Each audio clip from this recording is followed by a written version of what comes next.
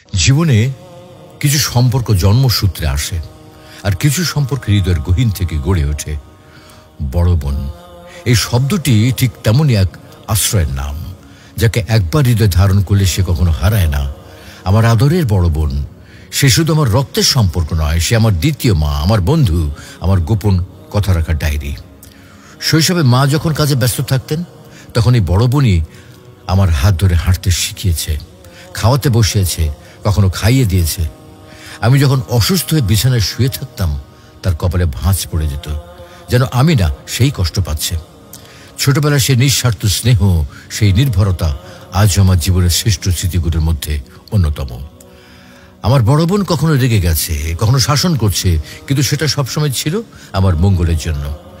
আমি হয়তো বুঝিনি তখন, অভিমান করেছি, কেঁদেছি, কিন্তু আজ বুঝি তার প্রতিটি শাসনের আড়ালেই লুকিয়ে ছিল নিখাদ ভালোবাসা। এখন যখন সে অন্য একটা পরিবারে, সংসারে, তখনই বুঝি ঘরে সে কোলাহল, সেই শাসন, সেই স্নেহ কি অমূল্য ছিল। একটা সময় ছিল যখন স্কুলে যাওয়ার আগে আমার চুল বেঁধে দিত, ব্যাগ গুছিয়ে দিত, এমনকি খেয়াল রাখতো যেন আমি টিফিন নিতে না ভুলি। এখন সে অনেক দূরে, কিন্তু আজও ফোনে আমার টিফিনের খোঁজ নেয়, শরীর ঠিক আছে কিনা জানতে চায়। এমন ভালোবাসা শুধু একজন বড় বোনই দিতে পারে। বড় বোন মানেই হলো ছায়া হয়ে পাশে থাকা এক মানুষ, নিজের সবটুকু দিয়ে ছোট ভাই বোনকে আগলে রাখে, নিজে কষ্টে থাকলেও মুখে হাসি রাখে, নিজের স্বপ্ন বিসর্জন দিয়ে আমাদের স্বপ্ন পূরণে সহযোগী হয়। এমন নিঃস্বার্থ ভালোবাসার নামই তো বড় বোন। আজ যখন আমি জীবনে নানা কঠিন সময় পার করছি, তখন সেই কণ্ঠস্বর ভেসে আসে, ভয় পাস না, আমি তো আছি। এই শব্দটাই আবার বাঁচতে শেখায় আমাকে।